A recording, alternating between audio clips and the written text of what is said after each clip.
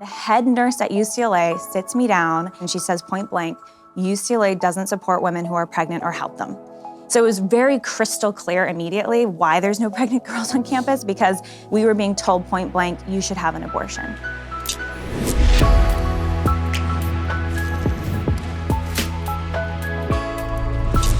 Hey, and welcome to the Ben Shapiro Show Sunday Special. This week, I'm excited to welcome Lila Rose. Lila is founder and president of Live Action, one of the leading pro-life and human rights organizations in the country. She's also the host of the Lila Rose Show. We'll get to our questions for Lila Rose in just one moment. First, the reality is that the markets, they're pretty volatile. And one of the factors in volatility is the fact that central governments can actually manipulate currencies.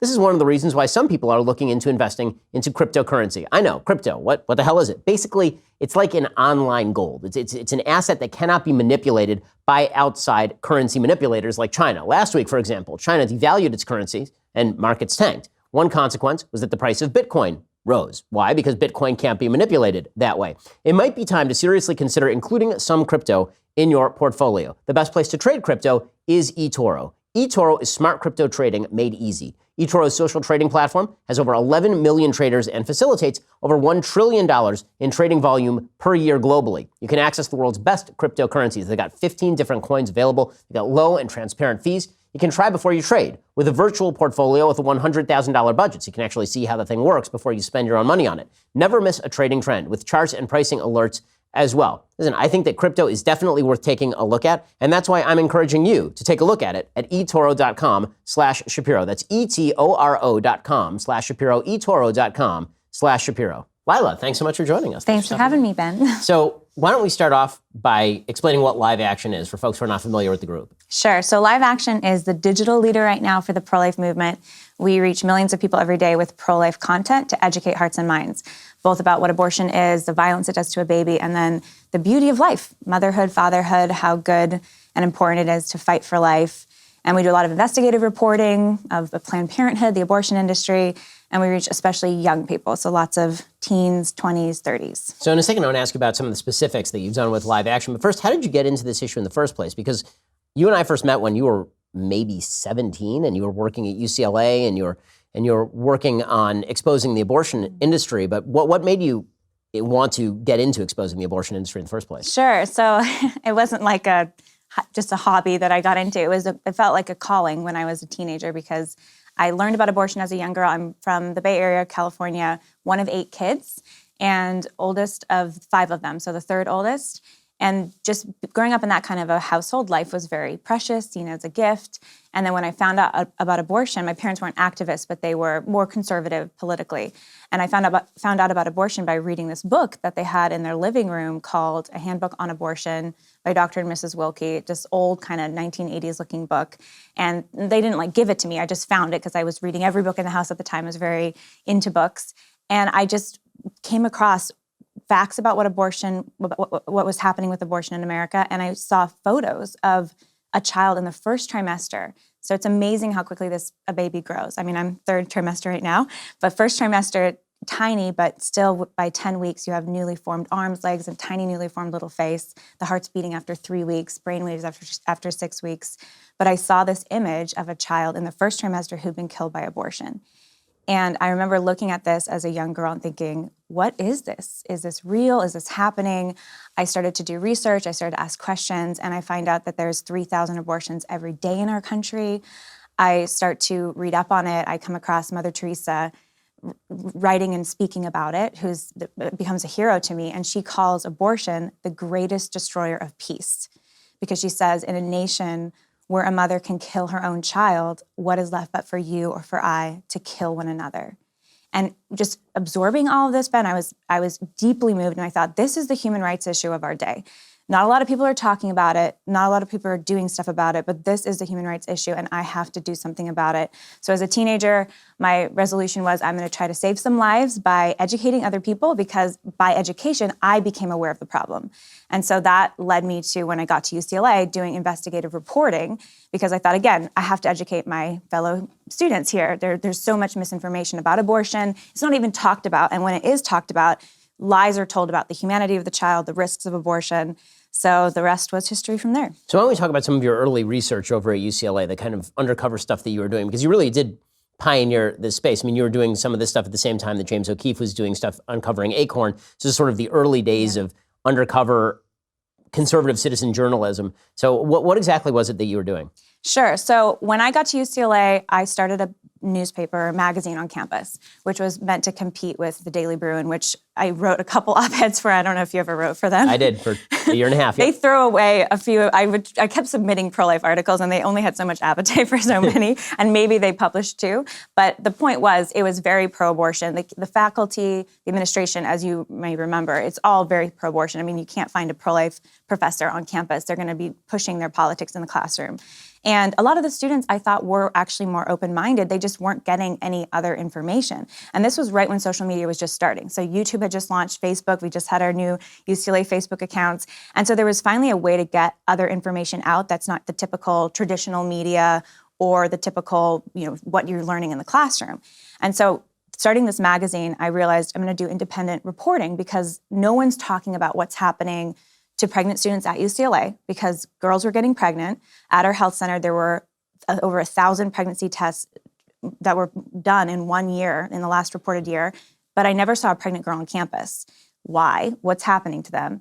And then what's happening with the abortion clinics in Los Angeles? So that opened my mind and my curiosity to say, okay, what can I discover? What can I expose? Maybe just doing my own investigative work. And so my first investigation was actually of our campus health center, the Arthur Ashe Health and Wellness Center, right in the middle of Bruin Walk. And I just went in posing as Lila, saying I was, 18, a freshman, which I was, but saying I think I might be pregnant. And the head nurse at UCLA sits me down, and this is the woman that she saw all the students who might be pregnant who were taking pregnancy tests. And she looks me in the eyes and she says point blank, UCLA doesn't support women who are pregnant or help them. And she said, but we have 2 doctors you can see. You can pick which one for 2 different kinds of abortion procedures. And when I asked her about other options, I said, well, what about, are there other options for me besides abortion? She said that adoption would be like giving away a present. She said that being pregnant in class would be embarrassing for me and my fellow classmates because I'd have to use the bathroom. And it was just not worth it. And so I should go the route and get a UCLA doctor to do an abortion on me.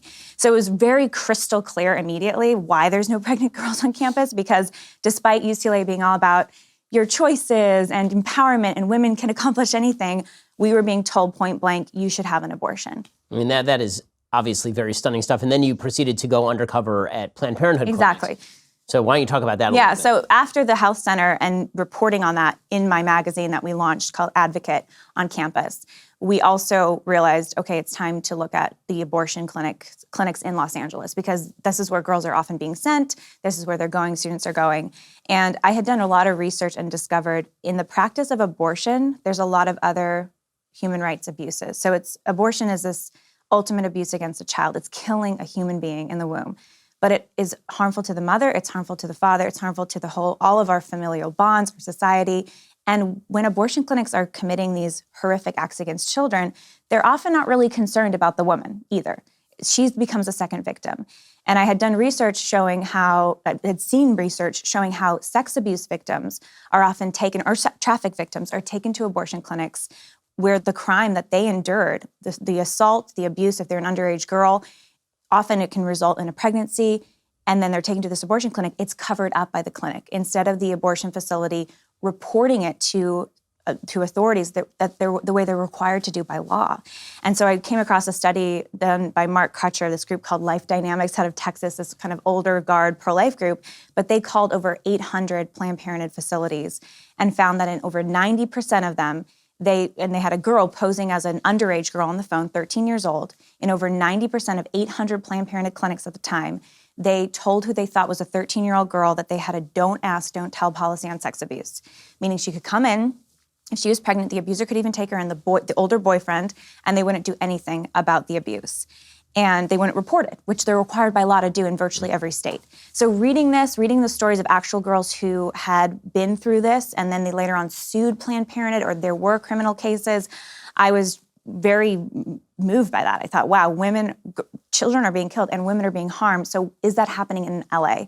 And so that led me to go undercover posing as an underage girl, saying that I was a victim of abuse, had a much older boyfriend, statutory rape, And instead of reporting it, in the first 2 Los Angeles Planned Parenthood clinics I went into, both of them told me that I could lie about my age in the paperwork, they wouldn't report it, and they offered to give me a secret abortion. That immediately, 2 for 2, I realized this is not just Los Angeles. This is not just bad stuff at UCLA. This is stuff happening all over the country that no one is talking about. And so that inspired that first investigative reporting and then taking it across the country. I mean, it is pretty astounding how you have uncovered all of this stuff, and sort of like the David Daleiden case, there have been so many cases where Planned Parenthood has been exposed, and the media have a vested interest in ensuring that people do not hear about the abuses that take place at places like Planned Parenthood. How do you think the media are able to get away with what really does amount to a fairly large-scale cover-up? Well, I mean, it's no surprise that the trust in the media is at an all-time low. People don't think the media is trustworthy anymore because they're not reporting stories that matter, or they're actually covering for abusers or for people that or companies or organizations that align with their political ideology, like Planned Parenthood, like an abortion industry, but are actually doing horrific things on the daily and breaking the law. I mean, not just killing children and killing thousands of children a day, but lying to women, manipulating, breaking state laws, covering up sexual abuse. I mean, so many horrific abuses alongside that abuse of abortion. So, and it's not just media. I mean, as we know, it's tech. Big tech. I mean, Sheryl Sandberg, COO of Facebook, just donated her second $1 million to Planned Parenthood. And you have, Live Action has over 4 million followers online on social media, but we are dealing daily with all kinds of tech bias. So media bias is bad, but I think people at this point are like, hey, yeah, the media is biased. CNN, MSNBC, whatever, they're biased. But it's even more devious when you have Google making the search results. If you type in abortion risks, there are all these Planned Parenthood articles saying there's no risks to abortion, right? Or you're looking at your social media feed on Facebook or your social media feed on Twitter, and you're not seeing necessarily the facts about what abortion actually is coming from alternate voices. Instead, you're seeing stuff that corroborates or fulfills that idea of pro-abortion ideology, which a lot of the folks in San Francisco and big tech support. So it's a big problem. And it's something that, that's why Daily Wire is so great. Fight back, spread a different narrative, because that other pro-abortion narrative is so strong right now. Well, where do you think that we stand on abortion in the country right now? Because there's some conflicting polls. Some show that Americans are largely in favor of some restrictions on abortion. Others, when taken just in terms of are you pro-Roe versus Wade or anti-Roe versus Wade, show a majority in favor of Roe versus Wade. Where do you think the American people are on this issue? Well, I'm very encouraged. So there have been some of the latest Gallup polls show that more people identify as pro-life than pro-choice. So that's a label, and that can mean a lot of different things to different people. So that's one indicator. I think the thing that's the most interesting is when you look at people's position on the legality of abortion. And the reality is, according to most of the recent polls, whether it's Pew or Gallup or others, the vast majority of Americans want significant abortion restrictions. So they want abortion restricted to the first trimester or banned altogether. And I think that's really telling. I think most people realize that this is a moral issue. They're not comfortable with it. They don't support it.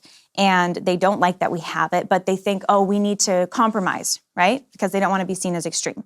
Because the moment you come out and say, I'm pro-life for all children, no matter what, then the media says, you're crazy, you're an extremist, you're a zealot. And so most people are like, okay, well, I at least want some restrictions. But what we see every day at Live Action is when we actually educate people, when they actually know facts about fetal development, about life in the womb, the heart beating at just a little over 3 weeks. I mean, it's crazy. Brainwaves at just a little over 6 weeks. When they learn about how quickly that child grows, when they learn about the science, which proves conclusively this is a unique individual human life at the moment of fertilization, people become pro-life. A lot more people than you would realize. And when they see what abortion does to that baby, when you actually learn what these abortion procedures do to starve that baby to death, whether it's through a pill in the first trimester or to section that baby apart in the second trimester or the late first, people are shocked. And they say, wow, I can't support that. So we're seeing that those minds change on the daily when we do our work at Live Action. It's not being reported. It's like you're not going to see a feature story on CNN about this girl who changed her mind on abortion. But little by little, I think that the tide is absolutely turning. So in a second, I want to ask you about the scientific questions surrounding abortion. Mm-hmm. But first, have you ever wondered why internet access is so much cheaper these days, like $30 or $40 a month? It used to cost you hundreds of bucks a month. Well, that would be because internet service providers like Comcast and AT&T are not just making money off subscription fees. They're also making money from spying on your internet activity and then selling your history and data to big tech companies. which is why I use ExpressVPN to make sure they don't get hold of my data. It's my data. Encryption makes it much harder to spy on you, which is why companies like Time Warner and Verizon don't actually want you using ExpressVPN. The best way to make sure that 100% of your data is encrypted from your ISP is with ExpressVPN. ExpressVPN creates a secure tunnel between all your devices and the internet, so everything you do online is encrypted. Not even your ISP can track and collect data on you. ExpressVPN works on all your devices, not just your phone or your computer. It works on tablets and smart TVs, even your router, so you and your whole family can always stay protected. I can't stress this enough. ExpressVPN is incredibly simple to use. You just open up the app, you tap one button to connect, and that is it. That's the reason I use ExpressVPN. There are hackers, big tech, lots of folks who want my data. They don't get it. It's my data. Your data is your business too. Protect it at expressvpn.com/Ben. Visit expressvpn.com/Ben to get 3 extra months of ExpressVPN protection for free. That's expressvpn.com/Ben to learn more. Okay, so let's talk about the science surrounding abortion. One of the things that drives me absolutely up a wall is we've now been through probably 15 or 20 minutes of this interview. You've not mentioned your religious stance once, and yet when you talk with people who are pro-choice or when you read the columns written by people who are pro-choice, their fundamental assumption, their baseline assumption seems to be that if you're pro-life, the reason that you're pro-life is because you're religious. So this really leads to 2 questions. 1, why is that assumption made? And 2, why is it that there is such heavy crossover between people who are pro-life and people who are religious when the science, again, should tend toward making people pro-life? Why aren't there more secular pro-lifers, in other words? Right. I think it's because of actual, literal science denial that's happening on the left largely, even among those who say that we're pro-science, look at climate change, look at all these things. They won't actually look and acknowledge the biological realities of what's happening with life in the womb. I mean, we deal with this all the time. We're educating young people. I was just talking with a young girl just in the last few days who was saying, I'm an atheist, so I'm pro-choice. And I said, well, let's talk about that. When does life begin? And she said, well, I think it's just an egg early on in the first trimester. I said, well, that's actually scientifically incorrect. An egg, a sperm fertilizes an egg, then you have a single cell embryo, and that's a unique individual human life. That's what the science shows. And it was like mind-blowing for this young girl. And I said, where are you getting your information? And she said, oh, I'm just getting it from, a friend that is more liberal or something like that. And I said, if you actually pick up any human biology textbook, it will tell you when life begins. It begins at the moment of fertilization, when that egg completely is transformed because of the sperm and becomes a complete DNA code for an individual human life. And all that life needs is time and nourishment to grow. So I think it's really just this crazy environment that we're in today where this basic science about the origin of human life is being hidden from people, or because of our obsession with keeping abortion legal and defending it to the death, we are refusing to acknowledge basic scientific realities about human life. And to your second question about people who are religious who tend to be a lot more pro-life, I mean, I think that's because when you start to have any kind of a moral view of the universe, and everybody is religious in some way, even an atheist, their religion is, I believe there's no God, absolutely, right? Or agnostic, their religion is, I don't know, and so I'm going to live my life this certain way. Everybody has a worldview.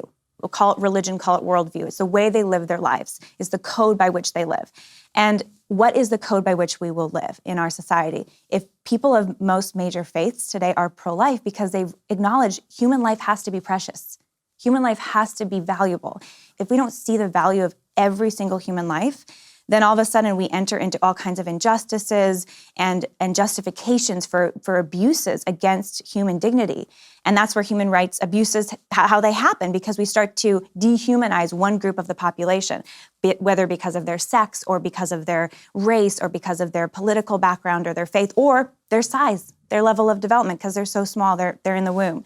So I think it makes sense if you're religious to be pro-life. If you're not religious or your worldview is whatever you want it to be, if you think that human beings have human rights, you should be pro-life, period. One of the things that you mentioned when you talk about science denial, and that is completely obvious, is how the left wishes to deny the ability of people to even see ultrasound photos. It's absolutely astonishing. I mean, my listeners know my wife is now 6 months, a little bit over 6 months pregnant, and she's due at the beginning of March. You're obviously pregnant. The quality of the ultrasounds now is so unbelievably high. When we had the first ultrasound of the newest kid at, I think, 8 or 9 weeks, the quality of the ultrasound is so unbelievable. I mean, it doesn't look like static, like your parents' ultrasound. It looks like a full child. I mean, it looks like a child. And while that's not a great argument for what constitutes a human life, because the look of something doesn't necessarily mean what it is, it is so perfectly obvious on its face what exactly you are looking at that it's no wonder that groups like Planned Parenthood wish to forcibly discourage people from taking a look at ultrasounds. And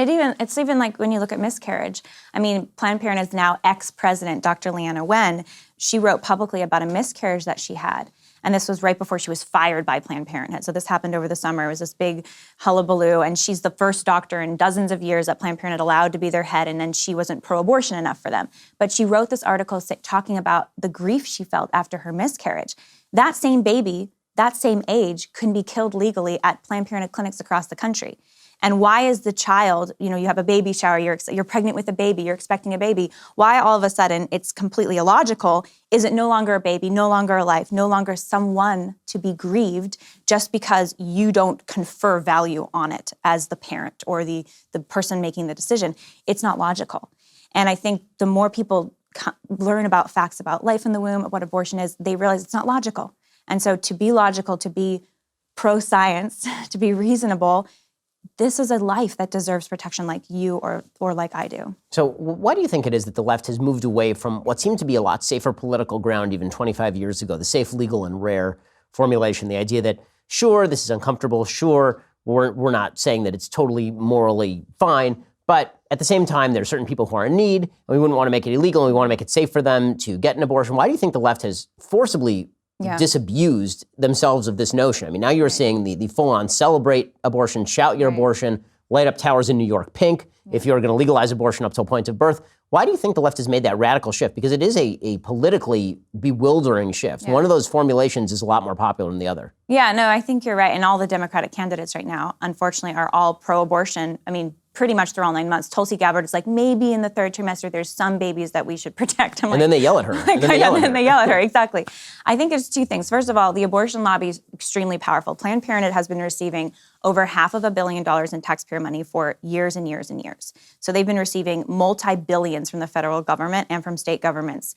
And their political power is huge. They invested $30 million to try to defeat Trump last round. They're going to invest another $50 million this coming round. So the abortion lobby is a real thing, and they have a lot of power with these politicians, and they are only content with abortion through all 9 months for any reason. There's no moderation when it comes to the abortion industry. I mean, of course not. They want to kill, and they want license to kill at any age for any reason. So there's that. I think the second thing, though, is they're actually being logically consistent now, Ben. I mean, before they weren't, right? And I think they're kind of realizing, wow, if we compromise, it's not too long until we might find ourselves out of a job as being pro-abortion or, supporting the abortion industry. Because once you say you can protect some lives, then the argument to why don't we just protect them all if they're human lives to begin with is a very strong one. So I think now they're actually being logically consistent by saying, nope, if they're in the womb, doesn't matter how old, doesn't matter for what reason, you should have license to kill. So over at Live Action, obviously you do an enormous amount of outreach. That's what you do. And I want to ask you in just a second about what are the most effective types of outreach and what are the least effective types of outreach on this particular issue. But first, let's talk about a great new movie. It's called No Safe Spaces. Okay, it's made by my friends Adam Carolla and Dennis Prager. Adam, of course, is the godfather of the podcasting industry, and Dennis Prager, who is sort of a moral voice in the conservative universe, has been for decades. They made a great new film. It's called No Safe Spaces. It's in theaters nationwide Friday, December 6th. Adam and Dennis take you on a wild ride to show you the effects of political correctness, identity politics, and cancel culture. No Safe Spaces argues that free speech is important in a free society. It shows how it's being threatened and what we can do to fight back. It also features me, this film. So if you like me, if you're a fan of Ben Shapiro, you should check out No Safe Spaces because they review my experiences at Cal State Los Angeles and that weird one over at Berkeley where the city had to spend like $600,000 on security just so I could talk about free speech. The film also features Van Jones, Jordan Peterson, Brett Weinstein, Cornel West, even President Obama. This is a film that you can take and you should take your liberal friends to see. No Safe Spaces, rated PG-13, is now playing in theaters everywhere. That's nosafespaces.com/Ben for ticket information and theater locations. So let's talk for a second about the effective approaches on the pro-life side versus the ineffective approaches on the pro-life side. So you've spent an awful lot of time, an awful lot of money trying to reach out to people with pro-life messages. So you probably have some good information about what is effective and what is ineffective. Why don't we start with the ineffective? What's been the least effective approach that you think people use when it comes to moving people toward a pro-life position? That's a good question. I mean, first of all, there's a lot of diversity. So I would say there are some really, not silver bullets, but there are some really strong arguments and approaches that work for a lot of people. But some people, it's interesting that even some of the lesser effective approaches in the pro-life movement still make a difference for some people. So I would never say, stop doing what you're doing out there. Anybody doing anything for life, lovingly, with compassion, I think is good. Whether it's very effective in my book or not, I mean, I'll choose my own strategies. So I know it's kind of like going around your question, but I would say anything that's angry or cruel, I don't think is effective, because you're dealing with people and a lot of wounded people. I mean, there are so many people who've been hurt by abortion. Women, men, abortions in their history, and they still are not even sure how to wrestle with it. They're not healed from it. Part of that is they haven't been able to acknowledge it was a life. It was their child that was killed. And so there's a lot of woundedness. So anytime that we get on our high horse, if we act with a judgmentalism, or we're cruel or unkind in our approach, I think that can be very harmful and ineffective. So that's probably one of the least effective things I've seen in the movement. Thankfully, it's a fringe. Most people in the pro-life movement are very compassionate, and many of them are there because they actually have abortion in their families, or they were involved with an abortion themselves. So, and then as far as effective is concerned, when people actually learn about fetal development of life in the first trimester, I mean, from the early stages, and then they actually get to see that child, see that embryo, and then they get to understand what abortion actually does to that child. We launched a series at Live Action called Abortion Procedures, which are medical animations narrated by a former abortionist. And he committed 1,200 abortions himself. He explains what happens during each procedure. These are the most common abortion procedures. And when people actually watch these videos, they're medical animations, so they're not gory, but they're correct, they're precise. This is what happens through an animation. People are just floored. I mean, it's amazing. We see people go from, I was pro-choice to, I guess I'm pro-life because I can't support that. So just something as simple as showing the child and how they're victimized by abortion. And then also storytelling, telling stories, women who choose life, women who walk out of that abortion clinic, they have the courage in the last moment, women who had the abortion and then regret it, and they share why. Stories of abortion survivors. They actually survived the abortion attempt on their life. Stories of women who chose life in really difficult circumstances. I mean, these stories are inspiring and encouraging to people. So that's a lot of the work that we do at Live Action, is to tell those stories, as well as show the victim and show what abortion does. So one of the issues that constantly comes up when I talk about abortion that I assume doesn't come up as much when you talk about it is, I'm a man, obviously.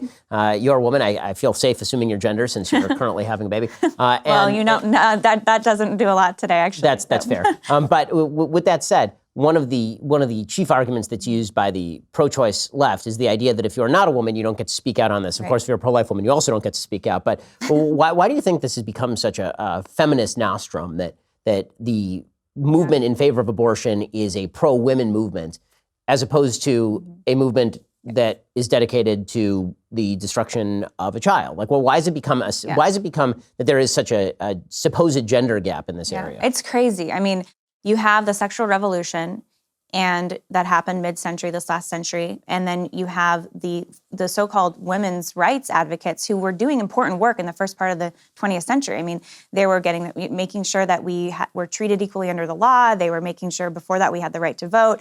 But then all of a sudden it got hijacked by this new sexual libertinism, where it's now all about not just my body, my choice, it would come later, but this idea that sex has nothing to do with children, it shouldn't have to do with commitment. And then the feminist movement then became the movement of basically Playboy types, saying we should be free, burn your bra, sexual promiscuity. And then the result of that too is, if we get pregnant, we have the right, now we should have the right to not have to be pregnant. And so we should have the right to end the pregnancy, choose, my body, my choice. So using these euphemisms, I mean, basically the right to kill. So this crazy thing happened where instead of feminism being what it was designed to be, which is make sure that we have equal treatment under the law with men, and we're seen as equal partners, which we are, it became this new thing of a complete deconstruction of what it really is to be a woman, and an attack on our own dignity and our children. All of a sudden, we became at war with our children. So it's absolutely crazy to me that the so-called women's rights groups today are the ones that are fighting for killing our own children, which is antithetical to every protective instinct in a woman. and the most noble instincts in a woman or a man, which is to care for those that are more dependent and care for those who are weaker.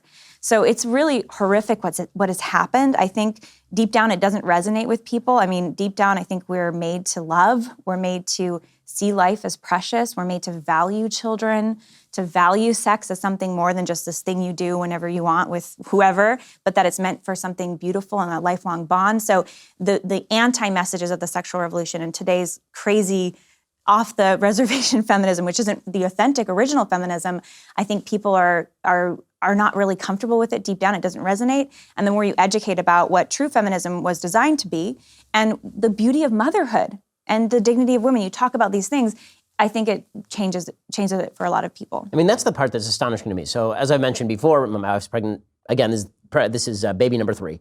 And she's also, as everyone who listens to the show knows, a doctor. So she's a career person.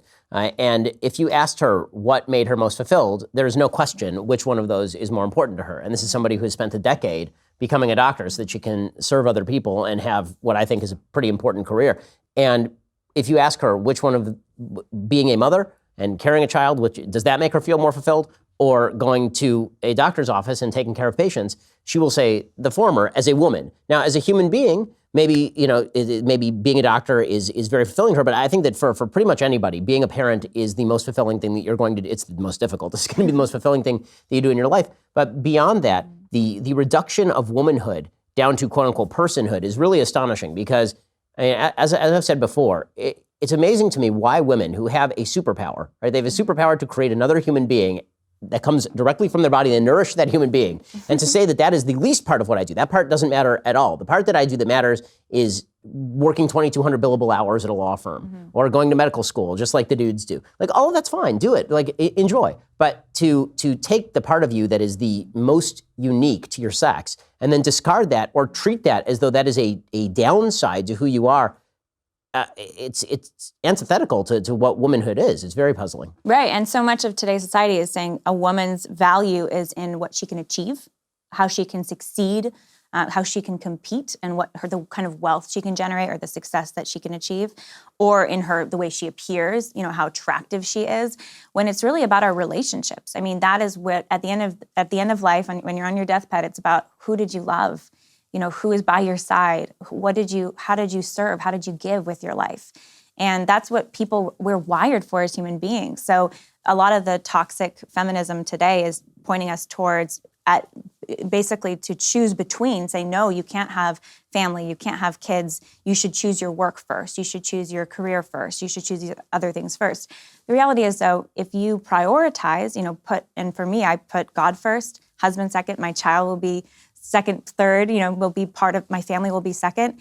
And my work is still incredibly important to me. I'm still going to be writing, podcasting, doing live action, speaking, doing these things, but my family will always come first. And if we can prioritize that way, both as men and women, we will be much happier and our society will be much healthier. And there will be less of an abortion problem in the first place because children won't be seen then as this threat to our futures. Instead, they're seen as a beautiful part of our futures. But we have to then live a certain way. We can't just treat sex any way we want. I mean, this goes back to the way our culture sees sex. I mean, that is the root of the abortion problem, is how we see sex as a culture and how we approach sex. If sex is just something we do whenever we want, with whomever, then yes, there will be unwanted babies. There will be unexpected pregnancy. Children naturally result from sex. That's a good thing. It's not a bad thing. And sex is meant to bond two people together and create a lifelong bond. So if we can restore sex to its proper context in our society, to see it as a lifelong bond between two people who choose each other, who sacrifice for each other, i.e. a marriage, who commit to each other, and who are open to children, because that is the natural outcome, a beautiful outcome of sex. So I think that's part of the solution to the crazy off the road we've gone with feminism and so many of the other excesses today. I mean, at the same time, it feels like that is the area of pushback where you get it the strongest from the left. Meaning, on the biology point, it's very difficult for the left to push back on that because the biology is what the biology is. But when it comes to the perspective on sex, that's where the left kind of holds up its hand and they say, okay, so basically you're saying either I have to be a pro-life prude or I have to be a pro-choice person who has a good time and lives my life, and who are you to tell me They're not even what having to a do? good time, though. I mean, The Atlantic just did this whole series of pieces last year about how people are not having a good time sexually. They're having less sex, their sex is less happy, and there's all these studies being done about how people who are married and are in lifelong committed relationships and they go to a religious service once a week, those women actually are the happiest and have the most fulfilled sex lives.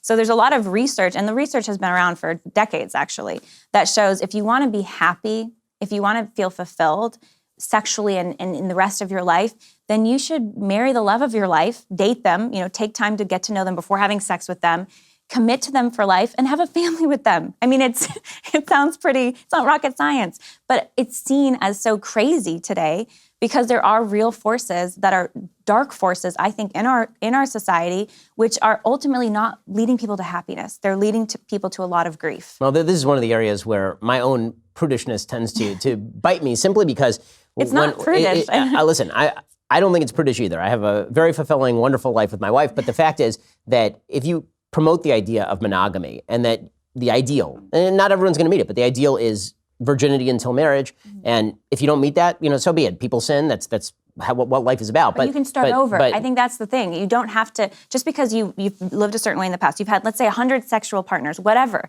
You don't have to keep doing that. You can change your life. I know people who have dramatically changed their lives. So just because you did something in the past doesn't mean you have to keep doing it in the future. The part that really puzzles me on this is, again, the perspective that feminist women seem to take on this. Like, I fully understand why men would like to be promiscuous. I'm a man. I get it. Like, the men and women are built differently biologically in the mammalian species. Men are built to procreate with as many females of the species as humanly possible. But that is not true with human females. They are built biologically and by evolutionary biology to choose the fittest mate in order to create the best possible offspring. And so the idea that's been promoted by feminism, that sex is the same for men and women, and that men and women experience sex the same. And so therefore, if women act like men would like to act, that somehow they're going to be happier. I've seen no evidence that this is borne out by reality. Yeah, it's basically, a lot of modern feminism is women should be like the worst possible man. And it's not working for us. It's not working for men either. And look, yes, we're animals, we're mammals, right? But we also have free will. We can choose to love, we can choose to sacrifice. And even that man who's having multiple sexual partners and he's like, oh, it's so great. At the end of the day, he's going home, and if he's lonely as heck because he's like, okay, I have an intact family, I don't have a woman who loves me and wants to stand by me because here I am, with all these other women. It's not actually making men happy, is what I'm saying. Just like it's not making women happy either. So it's not like men are wired to just go have sex with anyone, because men also have free will. And they also experience the consequences of bad decisions too. And it hurts them too. It's hurting men and women. And you look around our culture, look, the anxiety, depression, suicide, mental health crises is at an all-time high. It spikes every year, all the mental health issues. Relationships, people are reporting how unhappy they are, how isolated they are.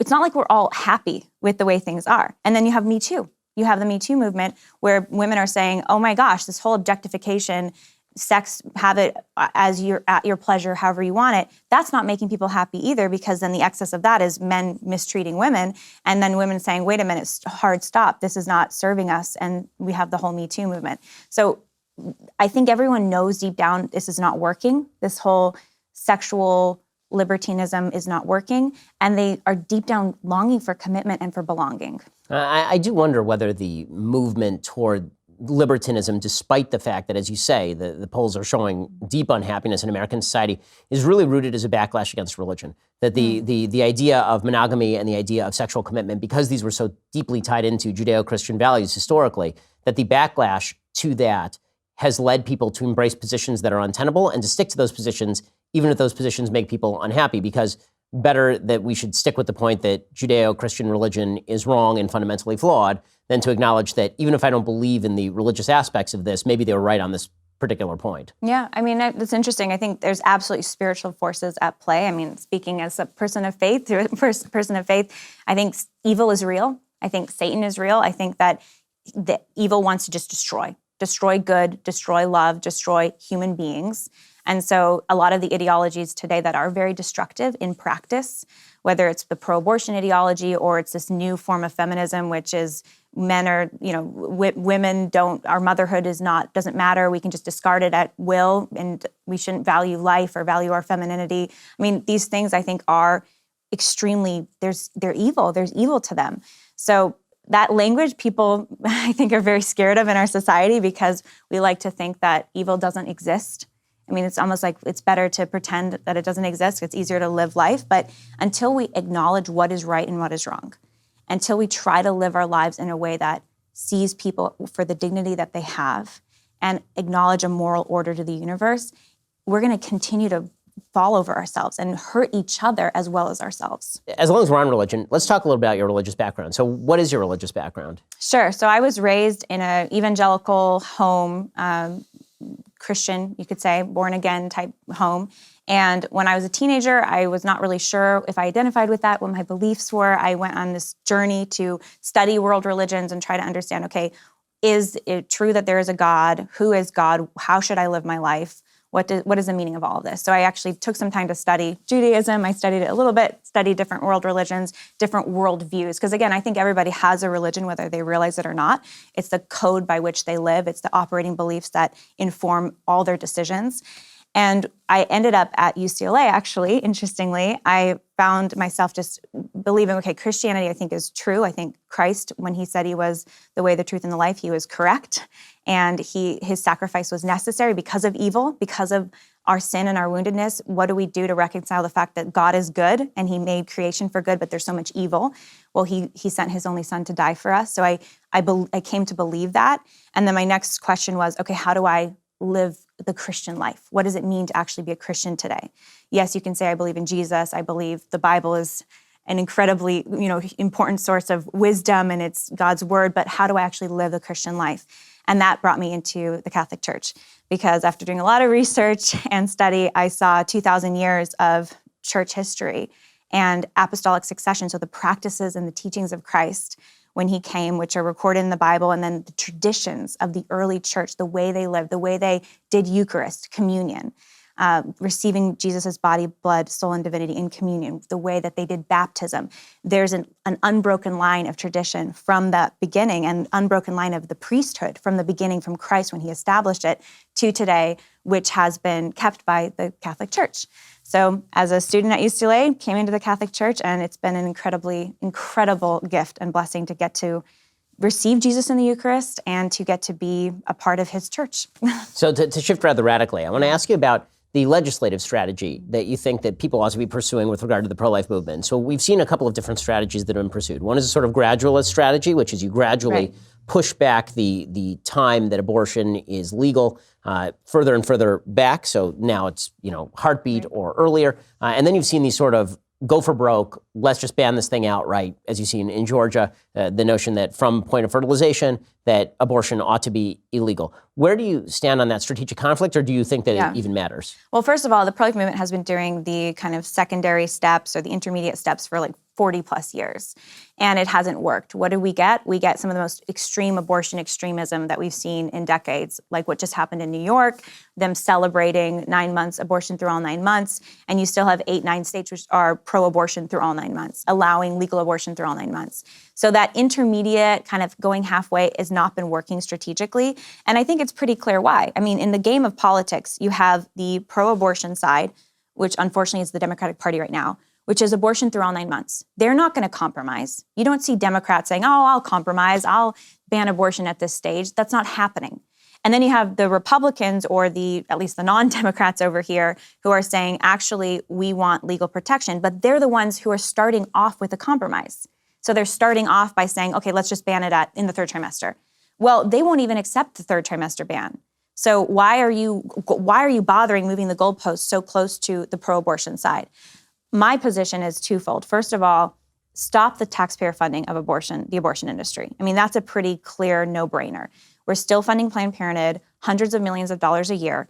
Stop funding any abortion facility or any group that's committing abortions, period. And then number two, complete legal protection. If we're going to be logically consistent, if we're going to be just to our fellow human beings, we need to ensure complete legal protection for every single child. And we need to stop playing this game that some abortions are good, some abortions are okay, women are benefited by abortions, this game that we keep playing as a society, because the reality is abortion's always wrong. It's always the intentional taking of an innocent human life, and that's never justified. So I think the right strategy is saying we want complete legal protection. Live Action certainly celebrates anytime any pro-life thing happens or is passed, but if we're designing the political strategy, it's complete defunding of the abortion industry from taxpayers having no part in it, and number two, complete legal protection. Okay, so now I want to ask you some of the pro-choice arguments that I'm sure that you get the most, so that folks can understand what the counter argument is. So pro-choice argument that I've been hearing a lot lately is, you on the pro-life side, you suggest that abortion is the killing of a human being, and yet when it comes to punishment, you're only interested in punishing abortion doctors. So why not punish mothers? Why not take the position that President Trump briefly took, which is that women who abort their children should go to jail? Where is the sort of intellectual consistency there? Sure. Well, I think first of all, I think it's a no-brainer to punish the doctors. I mean, they're the ones who are actually killing the child, killing that human life and profiting from it. So absolutely criminalizing the practice, the committing of abortions. I think when it comes into the question of should there be penalties for the mother, again, there's a couple things that have to go into play. First of all, being logically consistent. If you're going to commit infanticide of your 1-year-old or your 6-month-old, should there be penalties then if you're committing infanticide of your baby just weeks before he or she is going to be born? And I think that each state and each community needs to look at, okay, what penalties make sense and take into account all of the mitigating factors, like you do with any case where you're dealing with the intentional killing of a human life. Mitigating factors that include pressure and coercion. Women that are facing abortion or wanting to have an abortion, maybe because they're being pressured or they're being forced into it, or they're not in their right mind because they're feeling so much stress or so much anxiety. So I think those factors need to be considered, and then the primary penalty should be on the abortionist. Okay, so pro-choice question number 2, and that is why do you pro-lifers conflate all of the forms of human life? Why is it important to protect from point of fertilization when you have a single-cell embryo, as opposed to point of consciousness, or as opposed to point at which the baby can live viably outside the womb? Why do you use language like you're killing human babies when what you're actually killing is a single-celled embryo? Well, you're killing human beings, and you can say, okay, I'm only going to call a baby once they're born. You put the word baby where you want to put it. But the fact is it's a unique individual human life. And if you start to say like consciousness or your ability to breathe or your ability to, there's some ethicists like Peter Singer who say actually the infant is not considered a full human being because their brain isn't as developed as they will be in 6 months or a year. So you can play that game where basically your abilities as a human or how developed you are as a human should equal your humanity and your legal protection. But I'm not interested in playing games like that, because I think all human beings should have human rights, regardless of how developed they are. A toddler is far less developed than an adult. A newborn is far less developed than a toddler, and an embryo is far less developed than a newborn. But they're all human beings. And so I think it comes down to, do you want to live in a society where your abilities or your level of development is really whether or not you get legal protection? You're opening the door to a lot of human rights abuses if you want to live in that society. Okay. The next pro-choice argument that I've heard a lot, I'm sure you've heard it too, is the argument that when a woman consents to sex and it produces a child, that is different than when a woman does not consent to sex and that produces a child. Incest and rape would be the example here. So in that particular case, then you'd spoken earlier about how the predictable effect of sex is that it's going to create a baby. That's just one of the things that comes along with sex. Well, if the woman didn't consent to the sex and now she is forced to bear the child and carry the child to term, then why should she be forced to carry the child of her rapist, for example? Yeah, and it's a great question, because how horrific is rape? And that's one of the reasons. Not just violating that woman's body, but that you are going against her will and against her consent, and that could potentially create a life. So it's a complete violation of everything that is good. And women who are victims of rape, or girls who are victims of rape, they deserve our support, our care, and our advocacy. If a new human life, and that abuser needs to be completely punished to the fullest extent of the law possible. But if a new human life is created from an act of violence, you're now dealing with an innocent third party. You're dealing with a child who didn't get to decide how she was conceived. And now it's up to us in our society to come alongside and support and help that woman, because ending that child's life, killing that child, would be unjust for that child. That child is innocent. We don't even give the penalty of death, the death penalty, to rapists in our country. It's against federal law. You can't kill them for being rapists. Why would we give the death penalty to an innocent child? Another pro-choice argument that you hear frequently is what I think is sort of a misdirect, which is, okay, so you care a lot about babies before they're born, but as soon as the babies are born, you guys don't care at all. You're not talking about resources for babies after they're born. So why are you so concerned about babies before they're born, other than you just want to put a burden on a woman? Yeah, I mean, we hear this a lot, and it makes me laugh because basically most of the pro-life movement is involved with taking care of babies before and after they're born. I mean, you actually get to know the pro-life movement, and there's thousands of these pregnancy resource centers that are, yes, helping women who are pregnant, and then they're helping women with their infants and their babies and their parenting classes and relationship classes, and they're trying to create healthy families. So most of the pro-life movement's focus is families and those bonds of love between parents and children, both when they're in the womb and they're outside of the womb. And I know I speak at a lot of pregnancy resource centers, events. My husband and I support them. We volunteered at them over the years, and they're doing that daily quiet work of caring for mom and baby and family and baby, both when the baby's in the womb and when the baby's newborn. So there's a lot of work being done in that space. Some of the most prolific adopters and foster families are pro-life families. I know so many of them, and it's something that is just a beautiful part of the pro-life movement that's underreported. So I have trouble finding that pro-life person who just cares about the baby before they're born. The final pro-choice argument that you hear a lot is, aren't you putting an insuperable burden on women who are poor, particularly women of color? Upper-class white women will always be able to go get their abortion. They'll always be able to lead the economic life that they want, but poor black women living in inner cities are not going to be able to do that unless they are able to dispose of an early pregnancy that they didn't want in the first place. I mean, I think that's a big fallacy, because an abortion, having a dead baby now in your history, doesn't make you rich. Doesn't make you successful, doesn't make you well-educated. If you were the victim of a horrific rape, it doesn't take away the trauma of that rape. So to say that poor women or lower income women or women of a certain ethnic background are served by abortion, no, abortion just ends the life of your child, and then it leaves you in the exact same situation you were in before. I think the solution is to say, okay, let's love them both. Let's focus on, in our communities, through our churches, through our whatever system of governance we may have locally, do our best to elevate people, mothers and their children, care for both of them. And that's a lot of the work that I see day in, day out in the pro-life movement.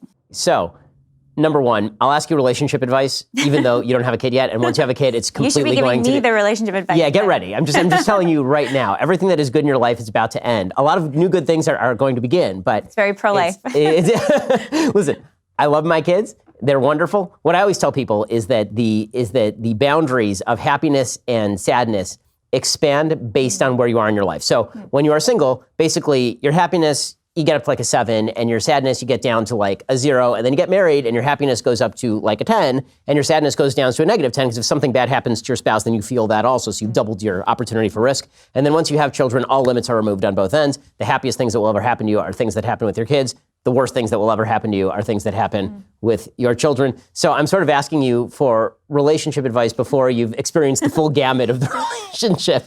But with that said, how long have you been married at this point? A little over a year. We just celebrated a year 2 months ago. Okay, and how long were you dating before that? We knew each other 2 years. So dating, yeah. Okay, so why don't we start dating advice? Because there you're an expert. So let's start with dating advice. But I dated a lot in my 20s. Okay. So I had lots of, I feel like I've been through a lot of different iterations of dating culture and what's going on with dating. And I think the key thing, a couple key principles that I feel very passionate about when it comes to dating is, first of all, what's the purpose?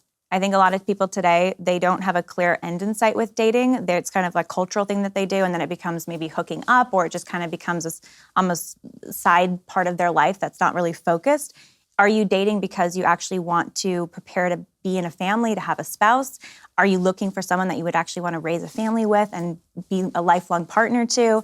I think that's a key question. What is the purpose? What's the purpose behind your whole dating approach, right? And then the second thing is, are you trying to become the kind of person that you would want to be with lifelong? You know, are you of the caliber of person yourself and the kind of person that you're looking for? are they the kind of caliber that you would want to be with lifelong and raise a family with? So it's really I think it's really, I mean, it sounds maybe heavy, but it's like a mature approach to dating. And yeah, dating can be fun and interesting and all these things, but it really needs to be, the question needs to be clarified. What is the point? And then focus on how do we become the best person that we can be so we can be with the best person that we hope to be with. So first of all, totally agree with all of that, except for dating can be fun. Fact check, false. Dating is not fun. Dating is terrible. Marriage is wonderful. It can be terrible. I agree. Marriage is way more fun than dating. I will completely agree with that. And you can keep dating your spouse, and now it's your spouse that you know inside and out and you love to the death. And by the way, my first year of marriage, people said a lot of things about how hard marriage was. I'm sure you've heard this. It is the best. It's so much easier than dating. But here's the thing, you got to put in the work. I understand that. Like people say, well, you just haven't had hard times yet. Well, we worked when we were dating. We tried, we really got to know each other. We really learned about what is our purpose in life. How do we work together? How do we communicate? And I know that we're going to have to keep working at it the rest of our life. But if you're willing to do the work, it is incredibly beautiful. And if you're careful about who you choose, it can be incredibly beautiful. Well, that of course I totally agree with. I always urge people, the first thing that you look for in somebody is values, because 50 years from now, you're both going to be ugly. So just start off with the values. She'll be beautiful, Ben. Come on. I mean, yeah, except we'll both be like at that point 80. So I mean, yes, she'll be a gorgeous 80-year-old. But realistically speaking, it's the values that are going to last for quite a while. And yes, I'm going to reiterate, dating is awful. I remember when I was dating my wife. So we only dated for 3 months before we got engaged. We met on September 5th. And we were engaged on December 22nd. So did you know the moment you saw her? What was that like? I mean, I knew like right away that she is somebody who I definitely thought was a serious option for marriage. And within 2 dates, I was like, I'm marrying this person. And then she, like most women, was like, I'm not so sure. Give me a couple more weeks. Yeah, I remember we specifically went on one date. And at the very end of the date, I turned to her and I said, I really like you. And she said, I like things about you. Well, and every so often I turn to her and I'm like, yeah, what things do you like about me now? Now you're my third child. How do you like that? But in any case, when we got engaged, she said, I love you December 15th. And I said to her immediately, as soon as she said, I love you, the next words out of my mouth were, okay, time to get married. And she said, why can't we just enjoy this time together? Why can't we just enjoy dating? I said, because I'm not enjoying the dating, because I'm not enjoying any of this. I'm going to lock this down. We're going to get married. And also you were planning to not have sex before marriage. I mean, that's well, yes, this was definitely a factor. I mean, there's no question. Yeah. But and neither was she, thank God. But yes, I mean, her determination not to get married lasted for 1 week, from December 15th to December 22nd. Ben. Yeah, well, I'm good at what I do. What can I say? Okay, so looking forward to motherhood. What are the things that you are looking forward to and the things that you are not looking forward to? Well, I'm looking forward to actually having this baby outside of me, because I'm 9 months pregnant, and so we're almost done. We made it there. And I'm looking, it's already been a beautiful experience to even be pregnant and have this new little boy in my life. And yeah, I'm just looking forward to it. I know the boy. Congratulations. Thank you. Yes, awesome. I know. Little boys they're fantastic. Little girls also, but little boys are fun. I hear both. So we were going to be happy with either. Yeah. We'll accept either. But I don't know. I mean, I think being a mom, I'm excited to have the opportunity to get to, first of all, just be with the baby and have my own baby to hold and kiss and cuddle, because I love babies. And whenever I see someone's baby, I'm like, your baby's so cute. And just the opportunity to get to form another human being. I mean, that's such an incredible responsibility and privilege. And it makes me want to be a better person. I already wanted to be a better person when I was trying to find my future spouse. When we got married, I'm like, I want to be a good person for you. Now it's like, okay, I want to be the best person I can be for this child. So it's an incredible motivator. And yeah, I'm grateful for that, because you can't get enough motivation. Try to be your best. How's your husband doing with everything? He's thrilled. He's super thrilled. And I'm more grateful every day that I married him, because I'm like, I got such an excellent man who's very focused on, I want to be a good father, be a good husband. I want to fight for my family. And again, it goes back to like the dating stuff, really being intentional about dating. I mean, there are good people out there. I know it can seem like a wasteland. There's probably people listening who are like, oh, I hate the dating market. And yes, there's a lot of crazy bad stuff out there. I had my share of bad dates, but there are good people out there. And the more you try to be that good person too, to try to be your best, you will attract people who share those values and who are those good people too. So he's very excited, and we're excited to have one and then hopefully have several more. Yeah, you have 8 kids in your family? I'm one of 8 and he's one of 8. So we've got a lot of siblings, 14 siblings between the two of us. So how many are you looking to have? Well, I mean, I'm 31, so we'll see. I mean, we were estimating, we're like, maybe we can go for 8. I mean, we'll probably end up with 4 or 5. I mean, God willing, obviously, but I would love to have a lot of kids. It would be a privilege. One of the things that's fun about Live Action is that apparently every single person who works there is a pregnant basically mother. Yeah. I mean, we're like basically 1/3 of the staff is pregnant themselves right now. And then we've got several other staff who are expecting fathers. So yeah, I mean, it's very pro-life. But what I love about that is here we are, we're trying to change the world. We're trying to educate millions of people, and we're very serious about our work professionally. But at the same time, we all know family comes first, and we want to be mothers first, wives, husbands, fathers first, and then our work, we're going to fight and do our best job in our work. And I love that mentality, because it says, yes, our creative contributions to the world matter. You know, we can be successful, you know, we can work hard, but that family comes first. So that means making time for the family. And I'm excited to navigate that. I mean, I'm sure it will be difficult. I know it's not easy, but why live an easy life? You know, why not live a meaningful life?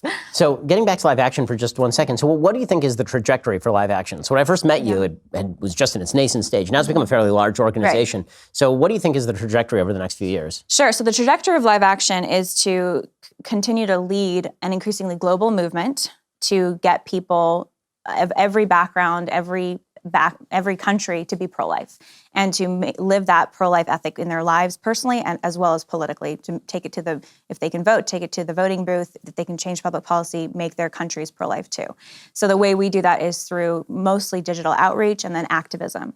And we're just getting started in many ways because, yeah, we have 4 million people following us online, but we need 40 million people. The United States is a big country, and then there's beyond the United States. So we've got tremendous work cut out for us. We want to completely change culture on abortion, the way people see children, the way people see abortion, and then, of course, as well, impact public policy. Alongside that, I feel very strongly that a lot of work needs to be done, Ben, on educating about these other things. Some of the stuff we've been talking about: sex, relationships, marriage, family, faith, what our beliefs are as human beings, what our purpose is. Because the problem of abortion is the consequence of a lot of other things that have gone wrong.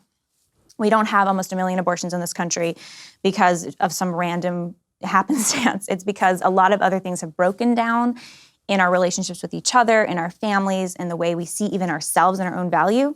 And so I'm very passionate about, alongside Live Action, doing creative projects, whether it's writing books or doing podcasts or things like that, to educate about relationships and about what life is all about and how to be healthier, happier people. Because those things, if we can get people to see themselves as having value, live strong, loving, lifelong bonds in marriages, see children as gifts and not threats, see their own God-given purpose and identity, I think that is the best antidote to abortion. So in 1 second, I want to ask you the final question, which is going to be to tell us the story that is most memorable to you about convincing somebody to be pro-life. But if you want to hear Lila Rose's answer, you have to be a Daily Wire subscriber. To subscribe, head on over to dailywire.com, click the subscribe button, and you can hear the end of our conversation over there. Lila, thank you so much for coming by. Really appreciate the work that you're doing. Keep at it. Thank you so much. Thanks, Ben.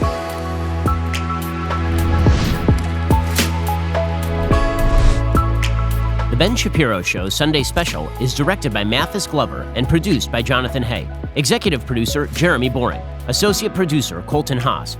Our guests are booked by Caitlin Maynard. Post-production is supervised by Alex Zingaro. Editing by Donovan Fowler. Audio is mixed by Mike Coromina. Hair and makeup is by Jesua Olvera. Title graphics by Cynthia Angulo. The Ben Shapiro Show Sunday Special is a Daily Wire production. Copyright Daily Wire 2019.